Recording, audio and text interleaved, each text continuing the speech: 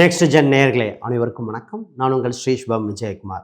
இன்னைக்கு பார்த்தீங்கன்னா குரு வக்கர நிவர்த்தி இந்த ராசிகளுக்கு செய்யும் யோக பலன்கள் என்ன? குரு வக்கர நிவர்த்தி என்ன சார்? குரு பயிற்சி தான் கேள்விப்பட்ட மாதிரி இருக்குது. குரு வக்கர நிவர்த்தி, குரு அதிசாரம், ஆக மொத்தம் குரு என்ற கிரகம் பல ஜாலங்கள் இந்த வருஷம் செஞ்சிட்ருக்கு. குரு பயிற்சி நடந்தது, குரு அதிசாரம். இந்த குரு ஏன் இவ்வளோ முக்கியத்துவம்னா, இன்றைய காலகட்டத்தில் பொருளாதார உயர்வு, விலைவாசி என்ன ரேட்டுக்கு போயிருக்கு? உலக அளவில் போர் நடக்குதுன்னா அந்த விலைவாசி இங்கே உயருது. இப்போ இது பேர் முண்டேன் அஸ்ட்ராலஜின்னு சொல்லுவோம். இந்த கிரகங்கள் அதோட தன்மைகள் அப்படியே மாற மாற நமக்கு இம்பேக்ட் பண்ணும். அப்போ நமக்கு இப்போ ஒரு நல்ல விஷயம் இதில் என்ன, எதை கவனமாக இருந்துக்கணும் அப்படின்னு தெளிவாக பார்த்துருவோம். முதல்ல இந்த குரு வக்கர நிவர்த்தி மட்டும் இல்லை, அது கூட சுக்கிரன் கிரகம் உச்சம் பெறுது. செல்வ கடாச்சம், 16 வகை செல்வத்துக்கு அதிபதி அவர் தான்.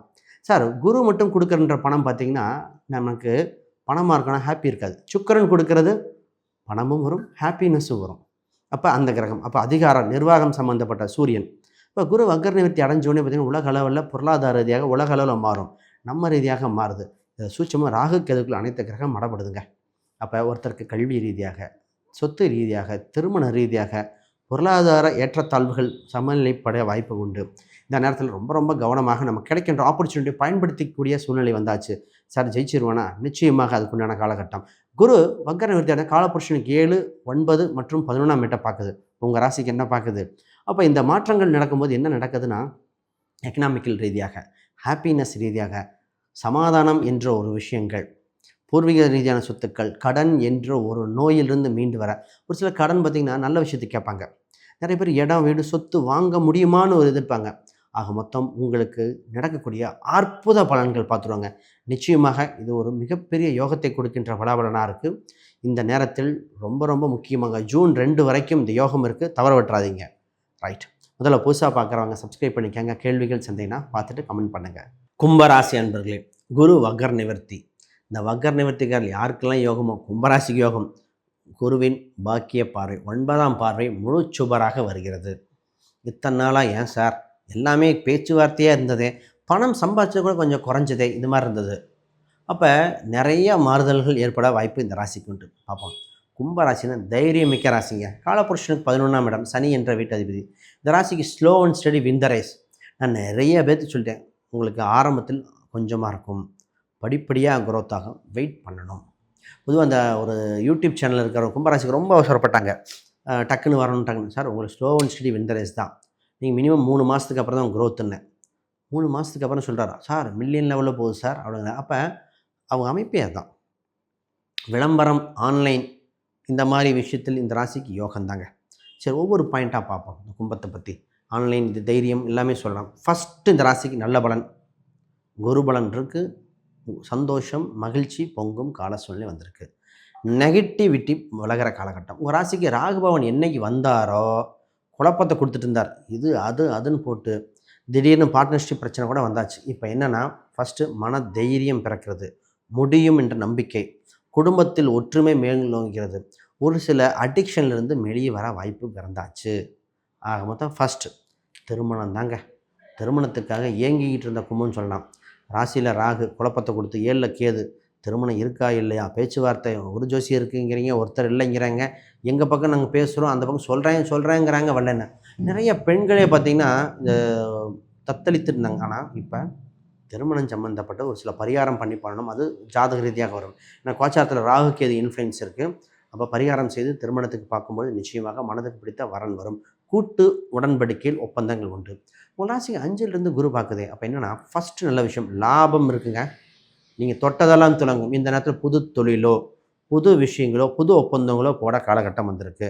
சார், பிஸ்னஸில் ஒரு சில இன்வெஸ்ட்மெண்ட் பண்ணலான்னு இருக்கேன், ஷேர் மார்க்கெட்டில் ஒரு இன்வெஸ்ட்மெண்ட் பண்ணலான்னு இருக்கேன், பிஸ்னஸ் நானே எடுத்து பண்ணலாமா, இல்லை வேலையாட்கள் போட்டு பண்ணலாமா? பொதுவாக இந்த ராசிக்கு வேலையாட்கள் செட் ஆகும். ஒரு சில முக்கியமான விஷயத்தை வேலையாட்கள் கொடுத்துக்கணும். ஒரு சில ஆன்லைன் பேஸ் பண்ணி கொடுத்துடணும். ஒரு சில இதெல்லாம் இந்த டைரியோ நோட்டோ மெயின்டைன் பண்ணால் ஜெயிக்கும்.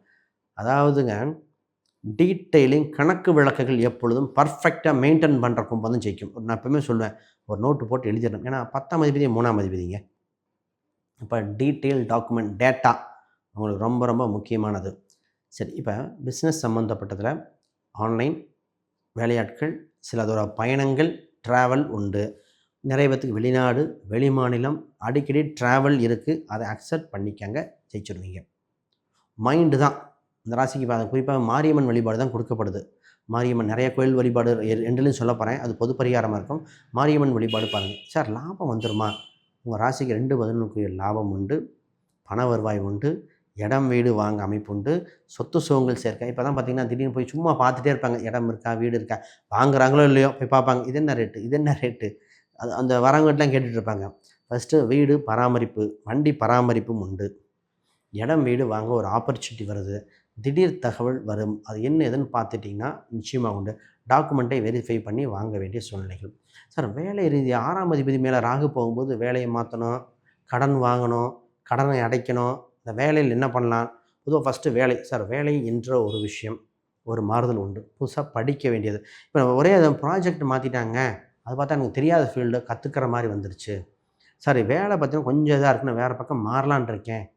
ஆனால் என்னென்னா இருக்கிற பக்கம் நல்லா இருக்குது, மாறினா நல்லாயிருக்கும். இந்த 2 ஒரு டிசிஷன் மேக்கிங் மட்டும் பார்த்து போடணும். இப்போ ஒரு சிலர் பார்த்திங்கன்னா ஃபாரின் ஆப்பர்ச்சுனிட்டி கிடைக்கும்.